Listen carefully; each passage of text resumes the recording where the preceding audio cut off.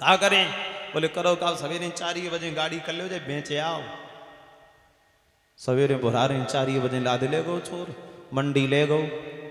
और लोग अगर व्यापारी आए बोले ऊँट कितने का है कि 10,000 का। ऊँट रहती 40,000 को। तो जो कब उनको आदमी ने चीज़ लगी ना हो भाव कैसे पता। और कोई अगर मध्य महंगी चीज़ है अगर सस्ते में मिले तो व्यापारी सोचता हमें जमाल पर जब कुछ गड़बड़ है ताई सो सस्ती बेच रहो। व्यापारी बोलो ये दाना खाता है चारा खाता, बोले बिल्कुल खाता है। चलता है, बोले भूख चलाए कि देख लो चल तो है।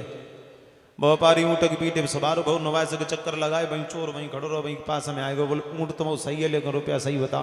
चोर बोलो 10,000 में से 54 को नहीं लेना हो तो ले, नहीं तो निकल। व्यापारी बड़े चालाक होते हैं।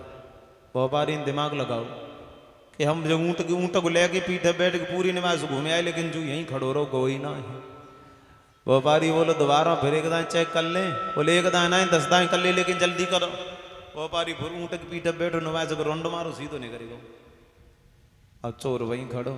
बोले व्यापारी आ तो है, ऊँट ला तो है, और ऊँट नहीं ला तो है तो पैसा तो ला तो ही है। सुबह से शाम हो गई ना पैसा आए ना ऊँट न व्यापारी। घरे आओ चोर अपने। पत्नी बोली कहो बेचे आए? बोले आओ। कितने को बेचो? बोले जाए ना पूछो कितने को बेचो, बेच तो कहो कितने को बेचो। बोले हम कह रहे ना पूछ जितने को बेचो, जो कुछ बेचो सोई ठीक है। पत्नी बोली का बताए के इरादा नहीं। बोले मैंने जितने को खरीदो तो उतने को बेचे आए। चोरी लेके आए थे वो चोरी चलो गो। तो चोर आदमी जो होते हैं सब जिंदगी चोरी करें लेकिन उन्नति जिंदगी में नहीं कर पाता है। बोलिए गोविंद भगवान की। महाराज श्याम सुंदर बंधे ही उखल से माँ यशोदा बाहर चली गई। कन्हैया ने वो उखल जमीन पे गिराया और खींचते हुए लेके गए हैं बाहर। यमला अर्जुन नाम के 2 वृक्ष खड़े, तुम दोनों वृक्षों के बीच में जाकर के उखल को फंसा लिया। और जैसे ही ताकत लगाई तो दोनों वृक्ष टूट कर जमीन पर गिर पड़े। दोनों वृक्ष टूट कर जमीन पर गिर पड़े। उन दोनों वृक्षों से 2 पुरुष प्रकट हुए जो भगवान को देख करके बहुत हंसे। परीक्षित बोले हैं भला वृक्षों से पुरुष कैसे बने गए? तो कहते हैं कि ये पहले से ही पुरुष थे ये दोनों। बोले कौन थे दोनों? सुनो। ये दोनों ही कुबेर के बेटा थे और बलवान मगर अभिमानी थे।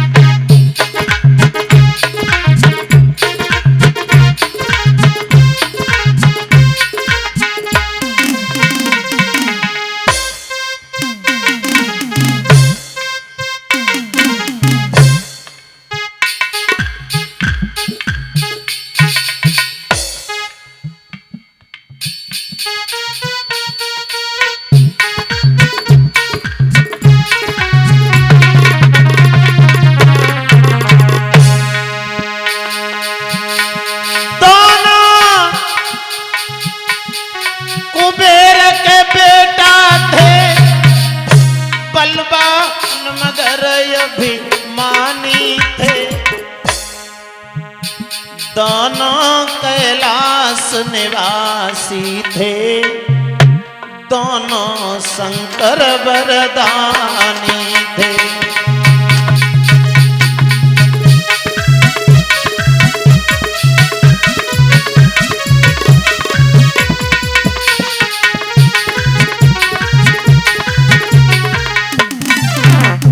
कुबेर के लड़का थे दोनों। नलकुबड़ मणिग्रीव नाम था दोनों का। कैलाश पर्वत पर रहते थे, शंकर जी के वरदानी थे, लेकिन ये परीक्षित महाराज जी घमंडी बहुत थे। एक दिन दोनों ने इकट्ठे होकर के शराब पी, और शराब में बुद्धि में बहुत बड़ी दुश्मनी। जैसे ही शराब अंदर बुद्धि बाहर, शराब जैसे ही अंदर पहुंची बुद्धि बाहर हो गई। बुद्धि ने काम ही नहीं किया। और शराब से पीवे से फायदा होते घाटा होता है। फायदा क्या होता बता? शराब जो है सबसे बड़ी फायदामंद तो है शरीर के लिए। जो सुबह शाम टाइम से पिए तो है दारू महारानी की ऐसी कृपा है, बाकी देह पे कभी बुढ़ापो ना आन देते। भरी जवानी में ही समेट ले जाए, बुढ़ापो ना आए। दूसरी फायदा जो होते कि शराबी के घर में कभी चोरी ना होते, क्योंकि घर में अनाज दाना जो कुछ होत पहले सही बासन बिलिया सब बेच के पौआ पी ले, तो चोर वहीं वहीं जाएंगे जहां कुछ मालूम मिले है, न वैसे ही फालतू माड़ो लगा रहे हैं, कहा मतलब।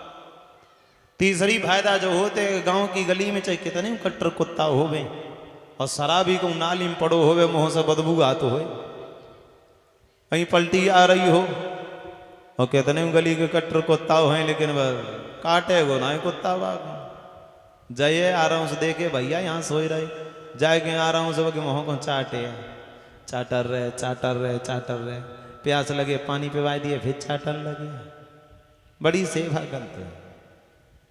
इसको पीने से चेहरे पे रूहानी आए, इसे बूढ़ा भी पिए तो जबानी आए। अगर बूढ़ो आदमी कोई हो घटिया बतो उठ बैठ ना पा तो एक पौआ पे आए दे भूख दे घटिया ही। घाटा भी होते हैं परीक्षित महाराज जी। घर में बच्चे हैं और बाप अगर 24 घंटे दारू के नशे में रहता है तो बच्चे बाप होने के बाद भी अनाथों जैसी अपनी जिंदगी गुजारते हैं। अच्छे स्कूल में ना पढ़ सकते हैं, ना अच्छे वस्त्र पहन सकते हैं, ना अच्छा भोजन खा सकते हैं, क्योंकि घर में जो कुछ कमाई हो सब बाप ही नहीं पी के फरेकार। घर में पत्नी है, पति होने के बाद भी विधवाओं जैसा जीवन जीती है। पति शराबी है, कोई मतलब नहीं उसे पत्नी से। घर में अगर फटे पुराने वस्त्र हैं तो बेचारी उन्हीं में अपने बच्चों को दबाई है, उसी में अपना बदन ढाकी है। बड़ी पूस की ठंड में बेचारी ठिठुर ठिठुर के रहती है, लेकिन पति वो तो 24 घंटे नशे में ही रहता है।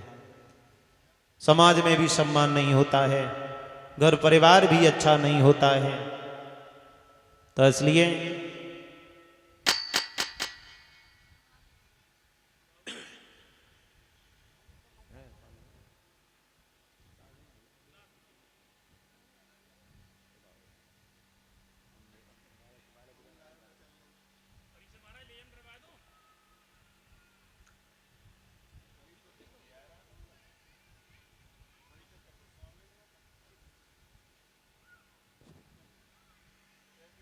अरे भैया, दोनों ने शराब पी और दारू पीने के बाद में पहुंचे हैं। दारू पीने के बाद पहुंचे कैलाश पर्वत पर, अपनी अपनी पत्नियों से बोले सुना। पत्नियां बोली सुनाओ। बोले आज हम लोग स्नान करने चलेंगे। पत्नियां समझ गई ये नशा में है, बोले फिर मरे गए फिर पी आए। बोले सुना हम स्नान करने चलेंगे। स्त्रियां बोली घर ही मर लो, यही नहा लो तो कैसे रहे। बोले नहीं हम सरोवर में नहाने चलेंगे। स्त्रियां बोली तो चले जाओ, नहाओ हम ना जा रहे। दोनों घमंडी दारू के नशा में स्त्रियों का हाथ पकड़ा और ले गए साथ में। सरोवर के किनारे पहुंचे। पत्नियां बोली अब काय को खड़े हो, नहा ले जल्दी चलो, वैसे तो तुम नशा में डोल रहे हो। बोले तो क्या हो गया। हाँ, और शराबी आदमी अपने अलावा की बात तो मानतो ना है। एक शराबी रहे ठेका पे बंद तो पौआ कसाई को पी लो, एक कमरे में घुस लो और चलो। गांव में जाए रहो तो घुस रहो तो गांव की रोड पे, तब तक बावरी से एक सज्जन आए रहे।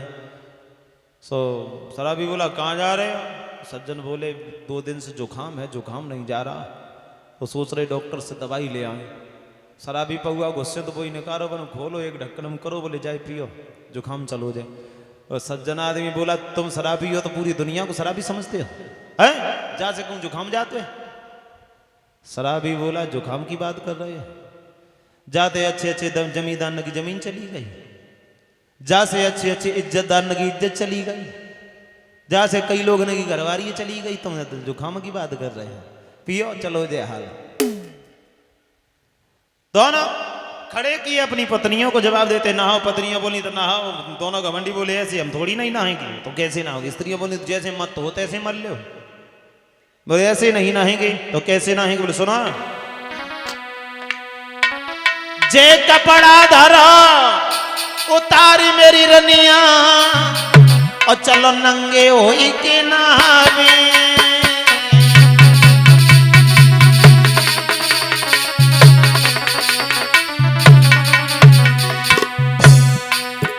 हमें राजन सिर मोहररी कौन तो बुरो बतावे।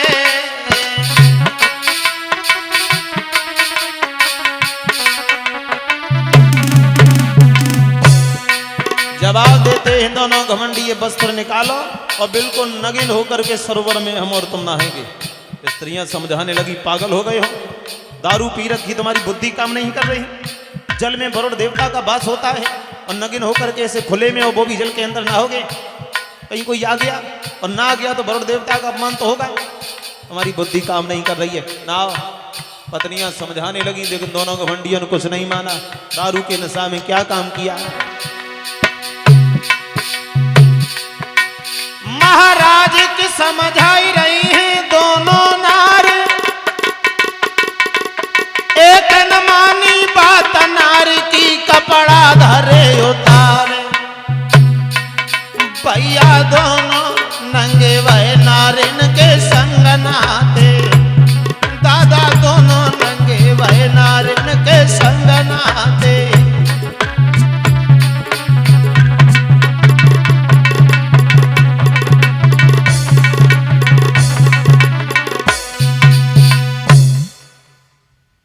दोनों घमंडियों ने अपने वस्त्र निकाले, अपने अपने हाथों से अपनी स्त्रियों के वस्त्र निकाले और उस सरोवर में नगिन होकर के नहाने लगे।